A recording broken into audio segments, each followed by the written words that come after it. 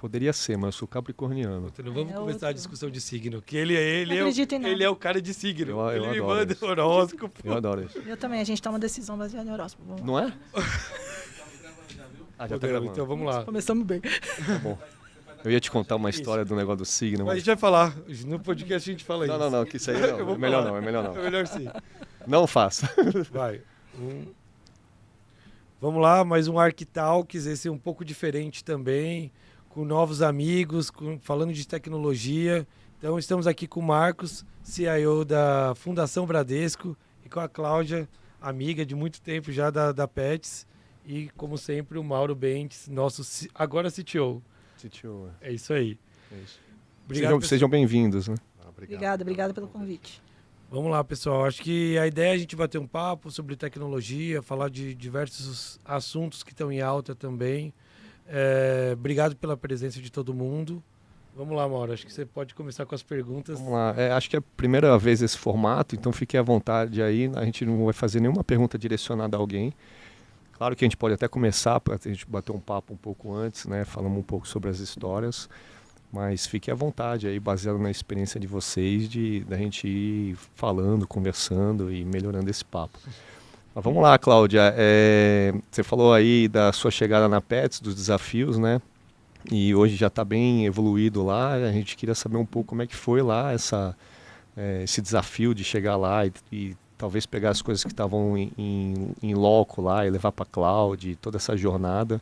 Que a gente sabe que nunca é fácil, né? Então, queria explorar um pouco disso contigo, como é que foi esse desafio, as surpresas, você sentiu alguma surpresa chegando lá, pegando as coisas talvez não tão bem estruturadas? Isso quase nunca acontece. Quase nunca, só na França. O Mauro, precisa ter essa voz sua assim para fazer o podcast? Porque, Não, ele muda a voz, você viu, né? É uma voz de radialista, é uma humilhação isso aqui. Sabe que eu não sei o que acontece? Eu odeio minha voz. É uma humilhação. Eu odeio minha voz. Eu tô até com medo de falar com a minha voz de criança, mas vou tentar explicar. Tá? Eu odeio minha voz, eu não escuto. Não, mas você muda no podcast. Você deixa não eu é te assim no dia real. Minha voz é nasalada. Se tudo der errado, cara, você já tem uma profissão. Caramba, surpreendente. Mas assim, vamos voltar para a tua resposta. Eu não aguento, não perco o amigo, não tô piada. Bom, como é que foi, né? Eu acho que a gente sempre... E eu acho que é uma questão que eu estava comentando com vocês agora há pouco, de respeito que você tem que ter com o seu antecessor. Porque eu gosto muito daquele filme do piloto que desceu o avião lá no Rio Hudson. Rio Hudson, né? Muito, muito legal, muito cara, legal. Porque não posso dar spoiler aqui para quem não assistiu, mas quem não assistiu, assista. E eu acho que a gente toma decisões com as ferramentas que a gente tem na mão e dentro do contexto que a gente tem na mão naquele momento. Então, quando eu cheguei, é uma empresa que cresceu muito rápido, que a gente teve que tomar muitas decisões rápidas do ponto de vista de tecnologia para tirar o débito técnico. E a primeira decisão nossa foi dar uma incrementada ali no ponto de vista de infraestrutura. Então, a gente tomou uma decisão de migrar tudo para a cloud, porque a gente sabia que ia continuar crescendo, precisava ter mais agilidade para escalar e tudo mais. E, surpresa, no mundo de tecnologia é todo dia, né? Um Kinder Ovo, né? A gente vive no meio de um Kinder, né? E o que aconteceu no final das contas foi que a primeira coisa que tem que ter é coragem. Para botar a mão naquilo que você sabe que vai dar problema. É um vespeiro. Se não tiver coragem, você não evolui nada nessa vida. Então, eu acho que a gente tomou coragem, não aceite as respostas de primeira. Eu acho que a gente tem a mania ou, né, a cultura de dar respostas de 40 segundos. E quanto mais para a liderança você vai, mais a gente é cobrado por ter respostas rápidas e as respostas certas. E o mundo está mudando. Pelo contrário, acho que você tem que fazer as perguntas, muitas perguntas, e a partir das perguntas você tem a humildade ali ou para entender que você não sabe, vai precisar de mais insumo, ou para tomar alguma decisão naquele momento. Então, eu acho que eu recebi algumas respostas assim, isso nunca vai funcionar em cloud. Né?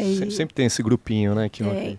E eu falei, não, mas isso é lenda urbana, eu gosto de dizer, não, até que me provem o contrário, isso é lenda urbana.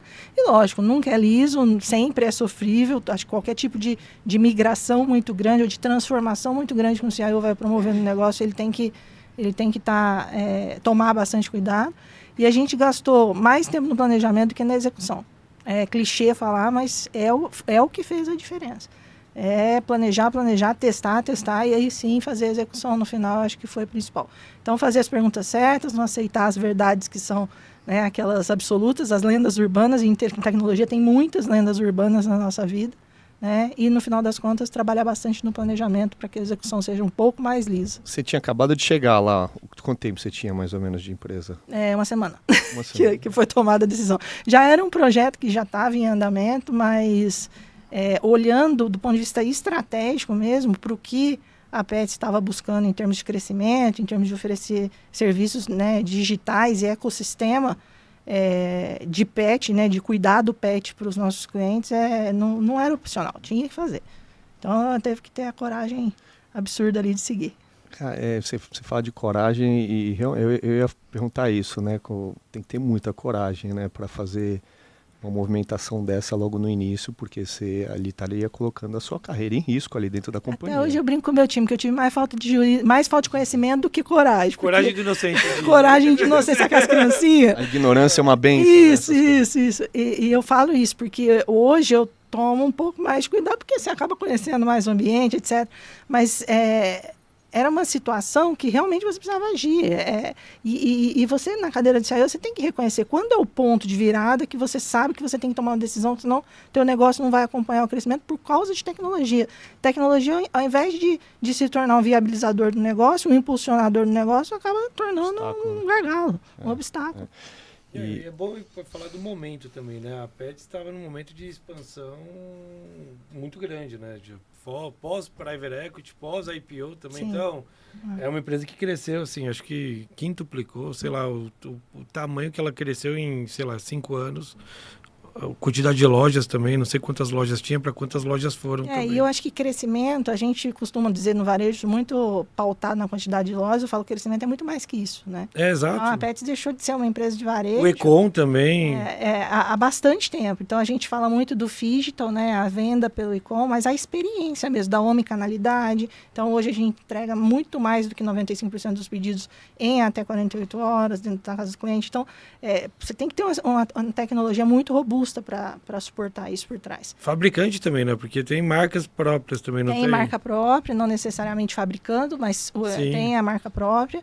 E saúde também, né? A saúde animal. Então, o propósito do negócio é muito legal, né? Eu falo que eu sou apaixonada pelo propósito, porque é uma empresa que se propõe, quando a gente fala de ecossistema pet, e eu falo com propriedade, que meu salário é quase um escambo, minha gente. Porque eu tenho 3 gatos e um cachorro, então chega no final do mês, eu só negocio ali 5 sacos de ração, tá tudo certo. O Mauro tem o pirata também. Você conheceu o pirata? Papagaio, deu errado. Não, ele é um bulldog francês. Adoro. Mas eu costumo dizer que o bulldog francês é um cachorro que deu errado. Não é possível. Ele é muito acelerado. Peculiar. Ele é bem peculiar mesmo. O meu em especial. Eu adoro usar essa palavra peculiar quando eu vou falar de coisas que não pode ser ditas. Exato. Porque no peculiar cabe tudo. Exato. Usem bastante. Voltando ao tema de coragem, eu diria que para ter um bulldog francês precisa ter coragem. Só é peculiar, mas é muito maravilhoso, né? Então tem a parte de ela se propõe a cuidar da jornada do teu relacionamento como tutor com o animal desde antes de você adotar. Então, a Petz, no ano passado, comprou a empresa Cão Cidadão, que é uma empresa de adestramento pet, de educação do tutor e do pet. Então, é maravilhoso, gente. Meu cachorro era um doido, meu cachorro chama Timão. Então, dependendo de onde eu tô, se eu estiver no jogo do Palmeiras, eu falo que é por causa do Timão e Pumba, mas ele é preto e branco. Esses dias me perguntaram, eu estava bem perto da torcida do Palmeiras, me perguntaram por que ele chama Timão? Eu falo... por causa do Timão e Pumba. Você tem foto? Eu falo, não. Troquei o celular, acabei de trocar. Mas ele é completamente banco de peso. E ele era bem... E aí eu comecei a assistir, e você acaba tendo métodos mesmo para educar, né? Ele fazia xixi, comia tudo que eu tinha dentro de casa. Hoje o Timão é um pouquinho mais idosinho e mais centrado. O meu, sabe que o bulldog francês é difícil, quando... Depois o pessoal aqui da produção vai chamar a atenção nossa que a gente desvia do tema.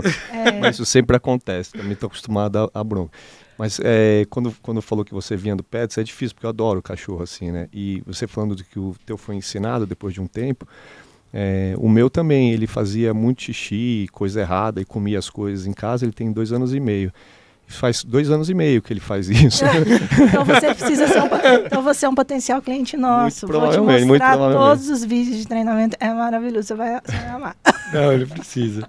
E a ideia é você acompanhar realmente desde o começo, né, do relacionamento do tutor, até antes de você pensar em adotar um animal. Qual é o animal melhor para o seu estilo de vida? Total. Por exemplo, se você pega um Shih Tzu, o Timão é Shih Tzu, e eu fico pouco em casa, eu viajo muito. Mas o Shih Tzu vive bem, assim. Vive super bem, mas ele é um cachorro que depende de convivência, de companhia, e é da natureza dele. E hoje eu sei que agora eu virei gateira, né? Porque o gato é muito mais independente. O meu estilo de vida combina muito mais com o gato. Então ela se propõe a orientar e trabalhar com toda, né, a venda de produtos, tudo aquilo que suporta mesmo o bem animal. A questão da saúde é super importante. Então tem hospitais veterinários, tem clínicas veterinárias, etc. E até o momento que você se despede do teu animal de estimação, que é o momento que você precisa de todo o suporte ali, né? Então também tem todo um oferecimento e um suporte que dentro da parte Mas você vê como diversificou de bem-estar o negócio. animal. Acho que do que nasceu de um varejista para uma empresa de saúde, para uma empresa marca própria, para uma empresa de serviços também. Então, assim... Exatamente. E indústria, porque a Pets também adquiriu a Petix, que é do tapete super secão. Quem tem cachorro conhece muito, é líder de mercado absurdo. Que tem o cachorrinho lá. Tem. Exato. E a fábrica deles é maravilhosa. Uma pegada ESG, porque aquele tapete ele é feito com fraldas descartáveis que deram errado no processo de produção. Olha que legal. Então, não se joga a fralda fora. O que você faz é debulhar a fralda, né? E fazer um tapete, né, de cachorro com uma gramatura um pouco diferenciada. Lógico que tem toda uma tecnologia no meio. É interessante quando você vai no laboratório, que eles fazem o teste. Eu tenho um gato deficiente que fazia xixi no meu sofá. E aí eles fazendo o teste, eu falei assim, cara, é isso. Eu falei, acabou, vou forrar o meu sofá com o tapete. E nunca mais deu problema. E aí, aos poucos, a gente foi educando ele também dentro das limitações que ele tem ali. Então, gente, é maravilhoso, assim. E do ponto de vista de tecnologia, o que acontece? Você acaba suportando tudo isso por trás. É desafiador? Porque eu tenho que atender uma indústria, tenho que atender uma empresa de varejo, tenho que atender uma empresa de serviços e de cuidado de vida. Sistêmico também, que você está comentando. São modos operantes totalmente diferentes de operar. E não para, né? Não para. É uma empresa que trabalha 24/7. 24/7. Tem algumas lojas 24/7, tem alguns hospitais que funcionam 24 horas. E é uma responsabilidade de cuidado com a vida animal e vida humana, né? Porque você trabalha com a emoção de uma família inteira ali do lado. Imagino que essa tua jornada de cloud tenha sido um desafio gigantesco, porque numa empresa que trabalha nesse formato é bem complexo, né? E aí a gente como, né, CIO, o que você precisa fazer? Você precisa sentir o negócio. Então eu falo que alguns executivos, eles têm uma característica de castelo de cristal, né, de sentar ali na cadeira e ficar no castelinho. E não é assim que funciona, cara. Você tem que ir na loja, você tem que conversar com o gerente de loja, você tem que ver o que está acontecendo. É o Gemba que eles falam, né? E isso faz toda a diferença. Hoje eu sei, teve a Black Friday agora, eu coloquei o uniforme ali da Pets e eu fui separar pedido na loja, usando o aplicativo, que roda todos os sistemas que a gente tem por trás. E eu vi coisas ali que em 2 anos de empresa eu não vi. Então eu acho que a gente tem que ter esse molde como executivos. Isso não é ser operacional, pelo contrário, isso é você realmente entender a dor do teu negócio e transformar isso num plano estratégico de tecnologia. Outra coisa, né, assim, que a gente está tendo a oportunidade de convidar aqui talvez os maiores CIOs do Brasil, né, e é bem curioso assim que todos eles que conversam com a gente falam a mesma coisa, né, que hoje em dia não é apenas um trabalho de tecnologia, é estar no negócio, estar ali vivenciando o processo. Né? Então já foi aquela época que recebia a demanda como tecnologia executava, e hoje os CIOs eles têm muito mais uma característica de se aprofundar no negócio e descobrir oportunidades, melhorias operacionais, eficiência. Isso é muito legal, assim. Total. E você falou a Cláudia citou antecessor também, então na semana passada a gente estava com o Marcelo. E o Marcos trabalhou também, acho que no momentos diferentes na Autopass também, junto com a Cláudia, ou em momentos de transição também. Eu falo que o Marcelo, você vai falar comigo depois, viu? Em público. Eu falo que o mundo é uma bolinha. Não, mas eu gosto de todos eles. E a gente troca muita experiência. A gente tem que trocar cada vez mais, porque os problemas são muito similares. Muito similares. E por isso que a gente tem que respeitar a pessoa que sentou antes na cadeira, porque eu acho que o respeito do antes, do depois, de entender o contexto, de trocar ideia com a pessoa, acho que isso é super importante, porque Isso que faz você construir a tua jornada. Hoje aqui, amanhã não se sabe. A gente está, a gente não é. E hoje não foi combinado, mas a gente está com 2 empresas com super propósito também, né? Uma no propósito PET, e quando a gente fala de Fundação Bradesco também, totalmente, assim, para quem não conhece também, acho que o Marcos vai falar um pouco, mas hoje a Fundação Bradesco tem 42 mil alunos, todos estudam de graça na Fundação Bradesco. Então, Marcos, fala um pouco aí pra gente. Realmente, acho que as pessoas não conhecem o universo todo da Fundação Bradesco, né? A Fundação Bradesco é o maior investimento privado do Brasil hoje, mais de R$1 bilhão investido todos os anos em educação. São mais de 40 escolas espalhadas por todo o território nacional, então todo o estado do Brasil tem uma escola da Fundação Bradesco. A gente tem uma unidade de escola virtual também que atende mais de 7 milhões de alunos por ano. A gente já é o maior certificador de Microsoft do mundo. A gente já foi também um dos maiores certificadores de Cisco. Enfim, é uma empresa que de fato investe no capital humano, investe no social. A grande parte dessas crianças, a maioridade delas, né, na verdade, são crianças com grande vulnerabilidade social, né? Então essas escolas elas estão instaladas em locais remotos, de difícil acesso, e é um processo realmente de transformação, não só da vida dessas crianças, mas também de toda a sociedade que está premiando ela, né? Então transforma pai, transforma mãe, transforma tio, enfim, então é um trabalho bem encantador lá que a Fundação faz. Você falou certificação também, então é exatamente com o intuito até profissional dessas crianças e tudo mais. Acho que vocês fazem toda uma jornada. A Cláudia comentou também um pouco antes que quando a gente fala já teve alunos da Fundação Bradesco trabalhando com você. É super importante, porque é a primeira vez que eu vi, agora mesmo, né, que a gente se encontrou, eu falei, nossa, que legal, porque um dos melhores profissionais que eu recebi no meu time, né, estudou na Fundação Bradesco. E eu falo que a educação, ela transforma a vida mesmo. É exatamente o que você falou, né? Transforma a vida do aluno e toda a vida da família ali no entorno. Talvez só faltava a oportunidade para essa pessoa, né? E aí a Fundação vem com essa oportunidade tanto de educação quanto tecnologia, né? Porque muitas vezes é o primeiro acesso à tecnologia, né? Exatamente, porque essas crianças, basicamente, elas não têm uma infraestrutura, né, de uma criança de uma capital, por exemplo. Ela está, de fato, espalhada em todo território e nos locais mais remotos. O Marcos fala, exato, quando fala no território, não é, a gente está falando de Porto Alegre, Curitiba, Belo Horizonte, Brasília, não. É isso aí, é Canoanã, Bodoquena, Conceição do Araguaia, enfim, então é os lugares mais remotos. E a Cláudia comentou um pouquinho do que o CIO realmente tem que estar na linha de frente, tem que estar na operação. E quando você vai para as escolas, que de fato você começa a perceber o quão importante é o nosso trabalho e o quanto a gente consegue transformar indiretamente a vida dessas crianças, né? Porque assim, elas dependem totalmente de tecnologia, né? A Fundação tem 2 escolas que são unidades fazenda, então são internatos, então as crianças moram lá, tá? Então elas, desde os 5 anos de idade, basicamente, até os 18, então elas já saem de lá treinadas, formadas, e o que elas vivenciaram de tecnologia, basicamente, foi o que foi proposto ali pela Fundação.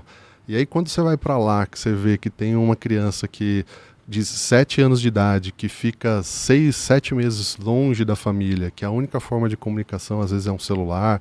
Antigamente, há uns 15 anos atrás, a única comunicação que tinha nas fazendas era rádio. A fazenda tinha um rádio para fazer a comunicação com os pais. Os pais ficavam sempre de ouvido ali, porque se acontecesse alguma coisa, eventualidade com a criança dentro da fazenda, chamava via rádio e o pai demorava 1, 2 dias para chegar na escola, né? Então você imagina controlar todo um ecossistema desse e o que a tecnologia pode proporcionar de diferencial. Não, e você fala, R$1 bilhão investido em educação. É muito dinheiro, assim, a diferença. A gente estava discutindo também um pouco o quanto a educação não se modernizou. Acho que a Fundação está fazendo algo super incrível, que está modernizando as escolas, né? Trazendo tecnologia, então projetores, computadores de ponta, entre outras coisas. Mas o quanto o Mauro comentou um pouco antes no nosso backstage aqui, o quanto a educação não avançou também, né? De ponto de vista acadêmico, né? A tecnologia avançou, ChatGPT, a Cláudia até citou, dizendo, acho que o diferencial é saber perguntar também. Acho que como que você vê essa mudança assim, da forma de educar também, trazendo tecnologia para dentro do negócio? Sim. É diferente, né? A Cláudia comentou da Pets, do crescimento, né? De abertura de loja, assim, a gente vem de um segmento... Objetivo financeiro é outra coisa. E a gente vem de um setor extremamente tradicional, né? A Fundação tem mais de 67 anos de história, né? Então, a gente brinca dessa questão da sucessão, né? E antigamente tinha um chefe meu que falava da tartaruga em cima do poste. Ele falava, a tartaruga não sobe em cima do poste. Então, se ela está lá, é porque algum motivo tem. Então, a gente tem que entender por que essa tartaruga chegou lá em cima. E ela pode ter passado um dilúvio aqui e ela foi a única que sobreviveu para contar a história, né? Então, de fato, a gente precisa entender, né, todo esse movimento e a educação na parte de tecnologia, dentro da estrutura, principalmente dessas unidades de fazenda, tem um papel transformacional muito grande, né? Como eu disse, eles moram lá, eles vivem lá. Então, a gente está num processo de transformação basicamente de tudo, estamos revendo todos os processos, estamos implantando RP, estamos implantando sistemas de ITSM, estamos olhando para a questão de outsourcing de tecnologia, porque a gente oferecer um mínimo de tecnologia, porque é um contrassenso de fato na educação brasileira, né? Você vê o aluno, como você falou, você acha que ele não está usando o ChatGPT, você acha que ele não está usando uma tecnologia de inteligência artificial, ele está usando. E aí ele entra na sala de aula, tem o projetor com aquele retroprojetor ainda antigo. Mimeógrafo. Um cheirinho bom. E aí, assim, você fica com contrassenso, né? Porque a tecnologia está aí disponível, mas dentro da sala de aula esse processo ainda não chegou. Eu olho assim, as escolas até assim, dos meus filhos, assim, você olha o quanto não evoluiu, assim, o quanto ainda muita coisa arcaica. O que vocês estão fazendo é exceção também. Alunos de escolas particulares, alunos de escolas não têm, eu acho que o nível de tecnologia que vocês estão implantando nas escolas hoje da Fundação. Exatamente. E eu acho que ainda tem um outro apelo aí, né? Porque uma hora que chega uma Fundação Bradesco com a potência que ela tem no mercado, para colocar um colégio desse e precisa de tecnologia, ela meio que força com que toda a infraestrutura chegue até lá para entregar esse tipo de tecnologia. Desde telefone, link de dados, essa parte eu imagino que também seja provocado a chegar até lá esses locais que, se não fosse uma fundação como essa, talvez não chegaria tão cedo. E aí meio que força esse tipo de movimento, imagino eu, né? Exatamente. A gente movimenta ali toda uma infraestrutura de uma cidade, né? Teve algumas cidades, inclusive, que foram geradas em função da própria da escola, da Fundação Bradesco. E aí você movimenta, de fato, todo esse ecossistema ao redor da escola e traz um pouquinho mais de tecnologia para essas escolas também. É muito remoto, realmente. Como eu falei lá, Canoanã, a gente, por exemplo, ainda não tem sinal de celular, né? Então, eu brinco às vezes que assim, a gente não imagina que no interior do Brasil, para você colocar um WhatsApp num celular, você precisa de pelo menos 4 horas. Aí você fala, poxa, mas por que 4 horas? Porque você coloca o WhatsApp lá na fazenda, ele te manda o quê? Um SMS de confirmação de conta. Eu só tenho sinal de celular a 2 horas de localidade da fazenda. Então eles saem da fazenda, vão até a cidade, pegam o sinal do celular, fazem a configuração do duplo fator de autenticação e voltam para a fazenda. É incrível, né? A alegria é que só precisa fazer uma vez, né?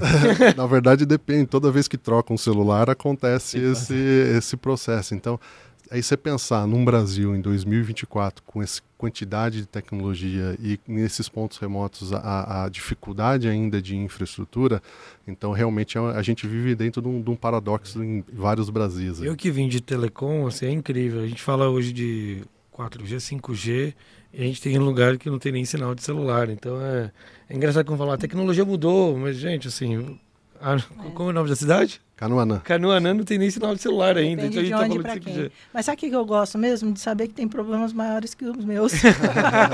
Você sabe que falando de Problema vai ter para todo mundo. locais que não tem sinal de telefone, tem um lugar muito remoto ali, próximo de onde eu moro, ali no Morumbi, que não tem sinal. Então tem um vale ali que Na minha incrível. sala do escritório também não Também tem sinal. Mas aí é tudo bem, é justificável. Agora, até hoje, numa determinada região ali do Morumbi, nem Claro, nem Vivo, nem outras operadoras funciona, é incrível, né, um negócio desse. Imagina no interior, né? E hoje acho que um outro tema legal também da gente falar, a gente tá com uma CIO mulher. Acho que a primeira CIO mulher também. Acho que, Cláudia, como falar isso também, dessa participação das mulheres da TI também? Acho que cada vez vem mudando, não sei, minha visão é que tem aumentado o número de mulheres na TI, criaram até alguns grupos, o MCIO, por exemplo, mas temos grandes amigas também CIOs, a Lúcia, Samantha, entre outros. Mas me fala um pouco disso, das mulheres como CIOs, um público geralmente muito masculino, né? É interessante que, aí eu volto um pouquinho, né? Eu até gravei um TEDx esses dias, depois eu queria que vocês compartilhassem. Lógico. Para o pessoal poder acessar, compartilhando um pouco da minha história, né? E eu vim de uma cidade muito pequena, 19 mil habitantes. Eu ia perguntar esse sotaque, de onde que era? Porque quanto mais eu gravo, mais a minha voz fica bonita, a minha voz fica caipira. Caipira. É uma coisa impressionante. Mas a gente sai de Minas, mas Minas não sai da gente. E não era tão remoto, mas eu tinha poucas possibilidades. Eu ia ser babá ou professora, e tudo bem, virei babá e dou aula hoje, né? Mas virei babá dos meus filhos, né? Mas eu tinha poucas opções ali. E meu pai era mecânico. Então, meu pai foi meu primeiro mentor de carreira. Eu ia para debaixo do caminhão fazer diagnóstico de problema mecânico com meu pai. Então, a primeira introdução técnica quem me deu na vida foi ele. Eu falo que a maior herança que um pai pode deixar para um filho é a educação. Quantos anos você tinha, mais ou menos? Eu fui dos 9 até grande com meu pai. E meu pai me levava para a oficina, e aí o tema de equidade também, ele sempre teve muito permeando comigo. Porque meu pai me levava para a oficina porque eu sou a irmã mais nova lá de casa. Meu irmão é 10 anos mais velho que eu, minha irmã 14. E ele não levava meu irmão porque morria de medo do meu irmão virar mecânico. Se ele soubesse, né? E aí eu assisti uma palestra, por isso que eu falo que a educação transforma e traz oportunidade para a vida da gente. Uma palestra de um colégio técnico na época. Eu olhei para aquilo ali e falei, cara, é ali que eu vou. Que é isso aí que vai me dar algum tipo de futuro, né? E eu cheguei depois pro meu pai e falei, pai, quero estudar computador, porque não tinha nem como explicar, eu nunca tinha visto um computador na minha vida. Totalmente fora da minha realidade. Meu pai não tinha o 3º ano primário, minha mãe não tinha 1º ano. E aí ele me olhou, né, como se eu fosse um ET, assim, de 2 cabeças. Mas como? Da onde surgiu isso? Mas eu sempre tive uma família muito abençoada. Então, eles impulsionaram. Morei em convento, minha gente. Eu só casei porque realmente o negócio mas morei em convento. Fiz tudo quanto é curso de crisma, porque eu morava com as freiras, eu queria sair à noite. Então, tive que me adaptar ao contexto também. E aí fiz um colégio técnico que, na época, era o que a gente chama de informática industrial, que é a mecatrônica hoje. Eu tinha 37 alunos meninos na sala, 3 meninas, e pro bem ou pro mal, vale, porque eu pedi um house, vinha 37 house na mesa. Só tem as suas vantagens, não é só desvantagem, tá? Mas, por outro lado, eu escutei muita piadinha, vai programar micro-ondas, programei muito, viu? Esquentei muita mamadeira no micro-ondas, e aí eu comecei a procurar emprego nessa área. Meu sonho era ser jornalista, mas no dia que eu ia fazer a faculdade de jornalismo, então, por isso que eu gosto de microfone, essas coisas, falo bastante. No dia que eu ia fazer a faculdade de jornalismo, minha mãe faleceu. Eu tinha 16 anos. E ali, quando você perde um parente, tudo fica muito suspenso. Né? E eu falei, vou ficar na área de tecnologia mesmo, já que fico. Né? E aí comecei a estudar e seguir ali para a carreira. Eu nunca coloquei o gênero na frente. Eu sempre pensei no cliente, em prestar um melhor serviço. Eu lembro que eu comecei, a minha veia é infra. Também, de mexer com telecom, de mexer com computador, de desmontar impressora, sujar a mão de tinta. E eu lembro que eu levantava da cama e falava assim, o que eu vou fazer diferente hoje para arrumar computador? Porque eu era field de uma planta da Brahma, que foi o primeiro emprego que eu arrumei. Então, eu acho que você ter esse foco mesmo no que você tem que entregar e não nas suas vulnerabilidades ou naquilo que te limita, eu acho que isso é muito importante para as mulheres, né, na área de tecnologia. E aí, o que aconteceu foi que, naturalmente, eu gosto mais de gente do que de computador. Né? Então, naturalmente, você vai trabalhando com gente, as pessoas... a tecnologia é só o meio.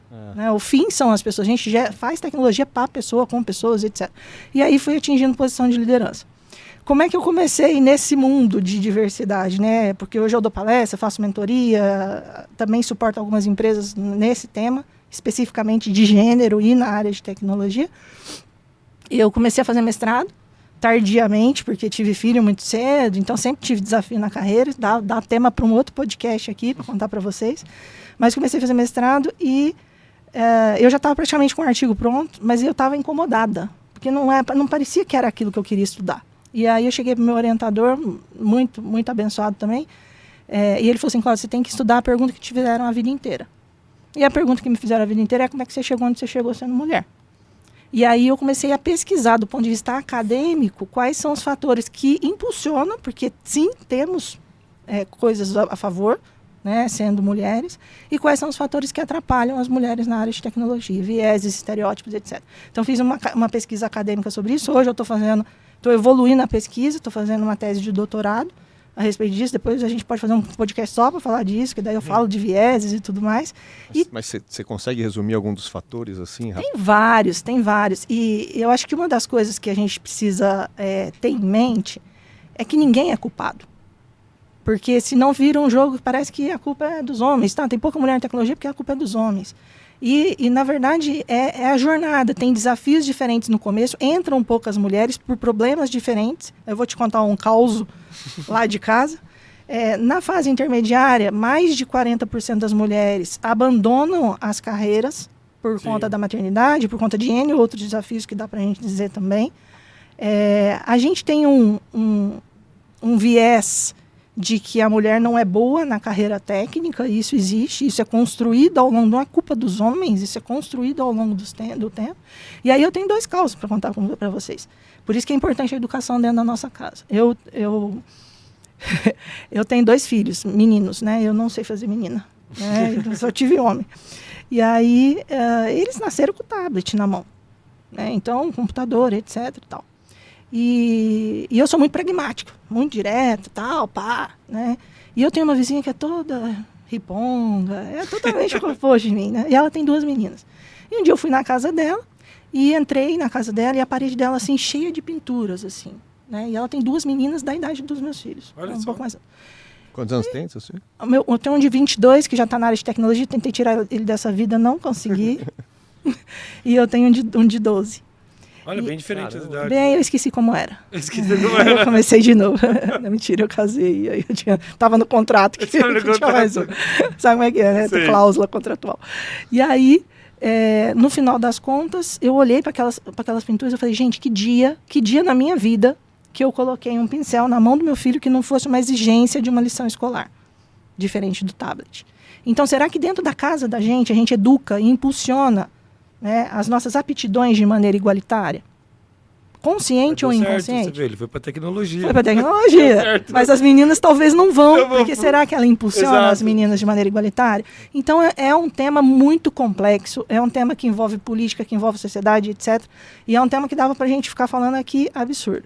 Qual é a vantagem? Hoje a gente tem, enquanto que eu precisava conhecer a menina do meu lado para saber quem trabalhava com tecnologia, e na boa, a gente olhava e não tinha ninguém, eu não tinha nenhum modelo. É verdade. Hoje a gente tem, por exemplo, a MCIO, uma associação com mais de 200 mulheres, né, que dão treinamento, tem uma trilha de liderança, tem uma trilha de recolocação, de transição de carreira, quando super bem organizado. Uma puxando a outra.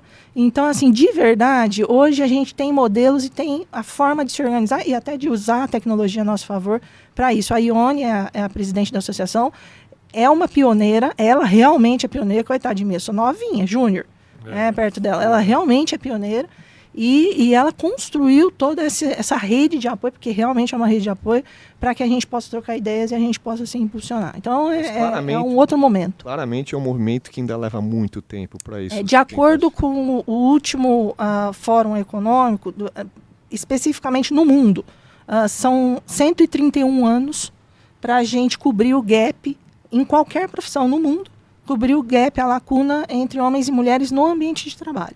Isso envolve salário, isso envolve condições, isso envolve preconceito e por aí vai. E aí, cara, tem muitos números, né, pra gente poder... só 3% das meninas no mundo são matriculadas em faculdades de STEM, que a gente fala, né, que é tecnologia, ciências e matemática. Então, assim, tem um caminho grande ainda para percorrer, mas eu acho que aos poucos a gente vem tomando consciência. E mais do que a consciência de ficar falando e tudo mais, é a consciência técnica mesmo, de estudar sobre o assunto, né? Eu acho que isso é super importante. Porque o preconceito, ele está dentro de nós. Eu até estava contando esses dias, fui fazer uma entrevista, uma posição extremamente técnica, era para a área de segurança. E aí eu tinha um candidato e uma candidata, que estudo esse tema há 2 anos. Eu tinha um candidato e uma candidata, e eu conversei com o candidato, e aí falei com ele lá, né, e aí falei, nossa, adorei o cara, não sei o quê, conversei 1 horinha ali com ele, beleza. A menina era extremamente técnica, curso no ITA, e etc, etc. Eu sabatinei a menina, eu, Cláudia, mulher, estudando o tema de diversidade de gênero, eu sabatinei a menina umas 2 horas. Até o ponto que, como eu estudo, eu comecei a perceber, eu falei, gente, será que se fosse um homem na cadeira, eu estaria fazendo tantas perguntas como eu estou fazendo assim para ela? Porque é diferente, porque a gente foi criado numa sociedade com isso. Mas você acha que o gênero tem alguma coisa em relação a isso? Porque assim, uma vez eu lembro que eu li um livro que falava sobre esse primeiro momento, né, que está no nosso DNA, a empatia, né? Então, diz que no estudo dizia que demora 3 segundos para você sentir empatia ou antipatia por uma pessoa. São só 3 segundos. Tem gente que bem menos. E tem uma explicação lógica que traz no nosso DNA, que na época que nós éramos primatas, que era o tempo que se levava para identificar aquilo que estava vindo na sua direção, se era uma ameaça ou não. Então faz sentido isso. Tem um viés que é um viés da afinidade. É o viés da afinidade. Então, esse dia foi muito engraçado, porque eu tava... E eu sou piadista, né? Vocês já repararam. E aí eu tava... A gente fez uma entrevista também, num processo seletivo também. O processo seletivo é um tema que marca, assim. E aí o cara chegou pra mim e falou assim, Cláudia, adorei o candidato. Aí eu falei, gostou? Ele falou, puta. Eu falei, o que ele é bom? Fala pra mim no que ele é bom. Cara, ele anda de moto. Ele faz rally. Eu falei, mas vocês vão fazer um rally dos sertões? Eu falei, vocês vão trabalhar aqui. Né? Então, a afinidade... tem meninas que falam pra mim, Cláudia, aprendi tudo de Marvel, tudo de Fórmula 1, pra poder sentar numa mesa de sala de reunião e eu ter algum tipo de conversa com os meninos. Olha só. Curioso. Você sabe que, falando desse tema, tem um amigo meu que ele falou no passado que ele olhava para signo, para contratação, a afinidade do signo. Bem curioso. Dá para você fazer sempre isso. A gente toma... Você conhece, tem toda uma técnica, Mauro né? Mendes. Tomada de decisão baseada em signos, claro. Baseado no seu horóscopo diário. Gosto. Exato. Gosto muito. Vocês têm afinidade nisso também, né? Gosto muito. Qual que é o seu signo? Virginiana. Virginiana. Mas eu sou uma virginiana torta, porque meu ascendente é Gêmeos. E aí ele me estragou todo e eu não sei mais o que eu sou, entendeu? O Mauro, ele tem uma preferência de contratar pessoas em determinado período do ano, nascidas em determinado período do ano. É o que dizem, mas eu não confirmo. Se fosse comigo ia dar ruim, porque eu sou uma virginiana um pouco desorganizada. Não, é virginiana é bom. Não é virginiana, ele só contrata de quando? Não, eu dou preferência para qualquer pessoa. Falando aqui de igualdade. Não quer se comprometer. Pessoa de janeiro a julho, assim. Isso. Não, depois vocês cortam isso. Geralmente... Ele chegou para RH. Eu vou contar a história, agora eu vou contar. Eu vou contar a história. A gente tem que soltar essa, porque a gente já segura para falar essa várias vezes. O Mauro chegou para RH e falou, quero que contrate alguém de Capricórnio. Aí Mauro, eu não posso contratar alguém de Capricórnio. Pelo amor de Deus, mas só para colocar o contexto. Eu não estava conseguindo achar as pessoas corretas. E eu estava precisando de alguém que fosse muito trabalhador. De Capricórnio. Eu sou de Capricórnio, então fica na lista. Então você entende. Você entende. Vou te defender aqui, porque é verdade. Só terra nessa mesa. De que período você é? Qual a data de nascimento? 6 de janeiro. 6 de janeiro, tá. O meu é 24 de dezembro. Eu sou 24. Então eu sou Capricórnio e ascendente Capricórnio. Então eu sou raiz, cara. Capricórnio raiz. Mas eu falei pro RH o seguinte, cara, não estamos acertando, não tá vindo bom. Me traz alguém de RH do Brasil. Me traz alguém de Capricórnio. A diretora de RH falou, Mauro, pelo amor de Deus, cara.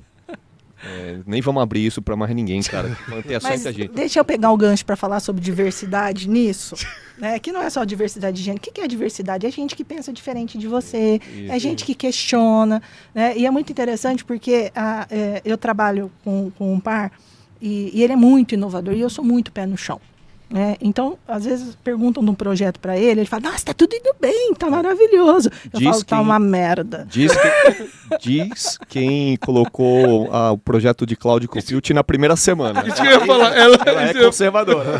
Não, imagina se eu não fosse. Não, mas eu acho... Não, mas com planejamento. Mas eu acho que é importante ter esse equilíbrio. Esses dias, um caso engraçado também, tinha um peixe nadando no aquário, e o peixe estava nadando de cabeça para baixo.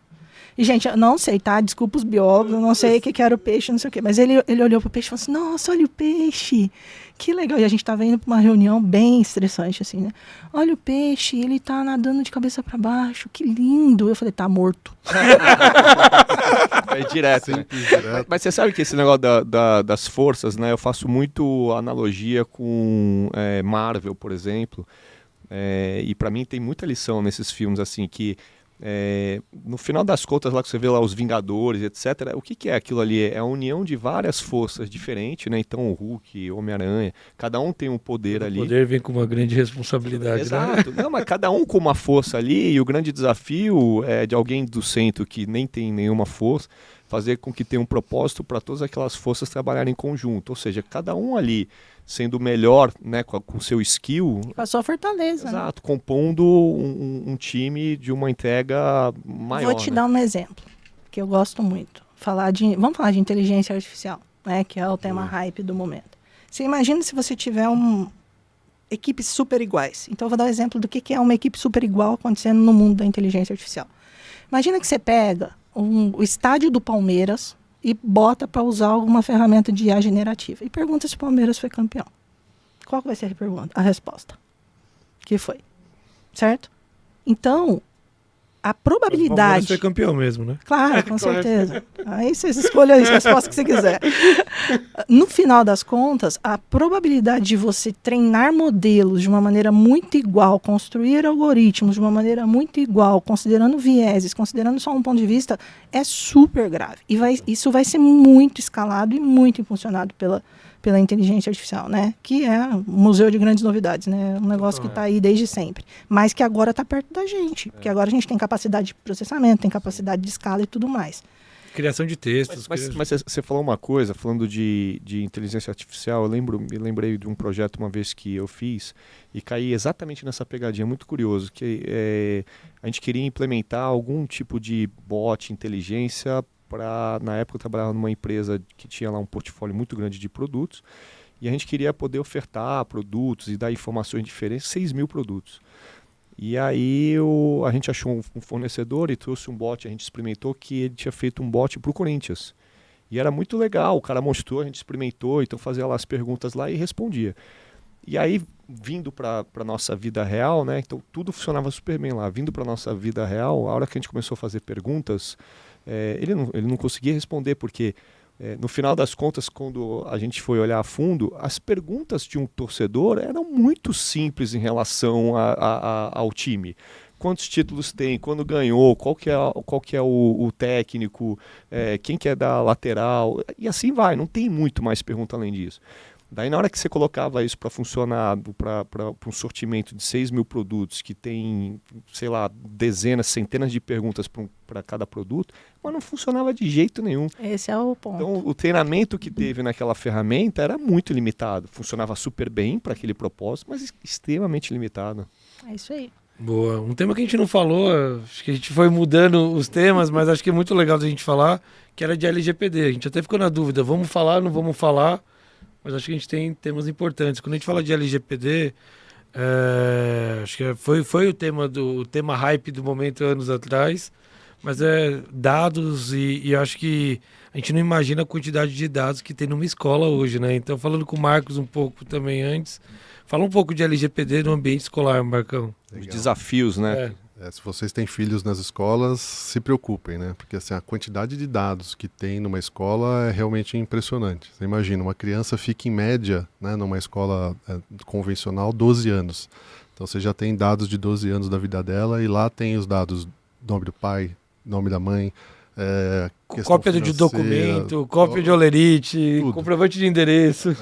A gente tem as informações de trabalhos escolares, a gente sabe qual que é, obviamente, o horário que ele entra, qual horário que ele sai, o horário, enfim. Então, fotos das crianças também, né? Fotos, né? Ficha médica, né? Ficha médica. Então, assim, tem uma quantidade de dados realmente que impressiona, né?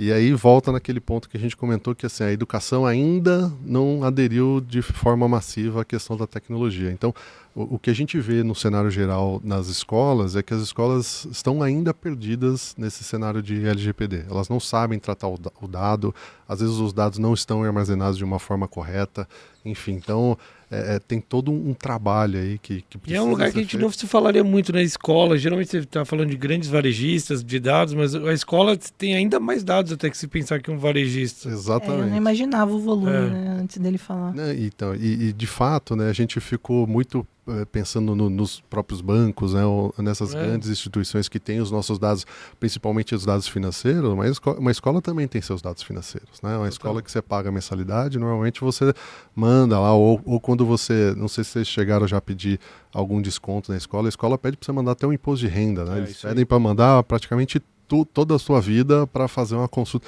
Então, assim, eles têm... E depois negar. E depois negar, exatamente. Talvez não venha valer a pena, né? Falou, Capricorniano. Com experiência no tema. Exatamente. Então, assim, eles pedem uma quantidade muito massiva de dados e nem sempre esses dados são trabalhados da forma correta. Eu arrisco a dizer que grande parte das escolas no Brasil não tratam esses dados da forma que a LGPD exige, né? Boa, muito legal. Acho que a gente está chegando no fim aqui, acho que a gente poderia fazer algumas perguntas. Tinha o tema da piada antes do Mauro, mas ele antecipou, você não terminou de falar do seu... Não lembro qual a piada, de qual tema. Não terminou? Vocês viram que teve um podcast antes desse podcast, né? Pré-podcast. Mas acho que é legal vocês darem agora uns últimos insights, assim, acho que Marcos como uma posição de C-Level, CIO na Fundação Bradesco, a própria Cláudia também falar um pouco para a audiência, assim, o que vocês imaginam, insights que vocês podem passar para a audiência de quem almeja esse crescimento na carreira ou pontos também que estão em alta na tecnologia. Legal. Bem, na fundação, assim, a gente estava falando um pouquinho de diversidade e assim, eu sou feliz porque eu entrei em um ambiente que é bastante diverso, né? Então, hoje na TI a gente tem bastante mulheres lá, a gente vive num ambiente escolar também, é um ambiente que predominantemente tem um público bastante feminino e a gente capacita muitas mulheres, né? Eu comentei um pouquinho que a gente tem mais de 25 mil certificados Cisco no Brasil feitos pela Fundação. Desses 25, 5 mil foram mulheres. Né? Olha só. Então, é uma força, né, que a gente começa a capacitar, né, essas meninas e, na verdade, o jovem em geral. E eu falo sempre que tecnologia é um ambiente muito diversificado, né? Ele dá muitas oportunidades, né? A Cláudia comentou um pouquinho da história dela. Eu também vim de uma história de uma família muito simples, com muita dificuldade no ambiente familiar. E eu acho que a TI propicia esse tipo de coisa, né? Então, assim, você pode ser um matemático, você pode ser um historiador, você pode ser um cara de finanças, você pode ser um cara de economia, de engenharia, e ela abraça todos esses. Acho que, assim, precisa ser bom, né?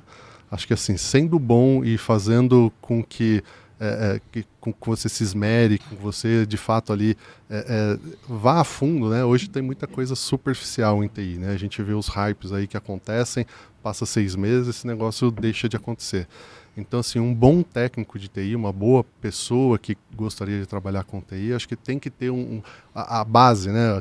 Eu também vim de infraestrutura, a Cláudia falou que veio de infraestrutura, assim, acho que a tua base você precisa ter. Sim. E aí, dali da base para o diverso, aí você escolhe, né? Você vai mais para as pessoas, ou você vai para uma questão um pouco mais técnica, ou você vai para um nível um pouquinho mais de especialização. Mas acho que o foco todo é esse, assim, é trabalhar e focar, né, e se especializar em alguma coisa. Acho que o profissional de TI, ele precisa de 3 coisas, né? Ser muito bom, não ser apegado a datas comemorativas, tipo final de ano, que é quando a gente faz viradas maravilhosas, né? E precisa dormir pouco, né? Ele precisa estar bem dormindo pouco, né? Geralmente são esses 3 elementos que precisam conter aí nos nossos atributos, né, nosso de TI, né? Exatamente. E com filho ainda, né? Eu tenho um casal de gêmeos, então assim, as noites ainda estão com 1 ano e 9 meses. Ainda tá então ainda eles estão naquela fase... Tá no verbo to be ainda. Eu acho que eu nunca fiz tanta gemude à noite como desses últimos 2 anos aqui, porque de fato é um trabalho bem intenso aí. E é isso mesmo, né? Não tem hora... servidor não tem hora para cair, né? Isso aí. Claudinha, recado final seu. Joia. Eu acho que quando você faz as coisas com energia e com amor, não tem como dar errado. Então você tem que achar dentro do teu universo se você está no lugar certo e se você realmente sabe para onde você quer ir. Porque no final você constrói as coisas gostando, para virar à noite, através das relações humanas e gostando, né? Tem até um artigo do Gartner que fala da síndrome do herói, mas não é. Não tem glamour na área de TI, na liderança muito menos. Né? Porque você realmente é uma posição de doação. Né? Então você tem que gostar, tem que fazer as coisas com energia. E eu acho que a gente está entrando na era da humildade. Né? Então, no último Fórum Econômico do ano passado, as novas tecnologias que estão chegando, em especial a inteligência artificial, ela vai esbarrar em 1,1 bilhão de empregos. Isso vai pegar em alguém. A gente vai ter que saber estudar para a vida, reaprender tudo aquilo que a gente já fez. Aonde a gente está hoje, talvez amanhã a gente não esteja mais. Surgirão outras oportunidades, né? Surgirão outras oportunidades e é só a humildade. Por que eu falo que a gente está entrando na época da humildade? Porque é só a humildade que vai fazer a gente aprender o que está por vir. Somos todos criancinhas nesse momento. Eu acho que a gente na área de tecnologia exercita isso talvez mais do que outras profissões, de estar o tempo todo estudando, né? Porque a tecnologia ela vai mudando tanto e tão rápido. É isso. Que a gente já está muito acostumado, né? Ao tempo todo estar estudando, olhando e tentando se aperfeiçoar. Realmente muda e acontece uma disrupção. A gente está com 5G aí também por vir para mudar a forma de se agir, de conectividade. Assisti também esse final de semana, até comentei contigo, o filme da BlackBerry, que foi líder, 49% do mercado e hoje tem 0%. Então, assim, isso em questão de 2, 3 anos, ela saiu de 49% do mercado para 0%. Então, o quanto a tecnologia ela evolui de forma muito rápida e disruptiva também. Eles falam que a gente tem que olhar para os nossos concorrentes, mas principalmente para os nossos não concorrentes. Exato. Hoje é muito difícil você saber. E acho que você mantendo essa humildade para quem está aí na estrada, né?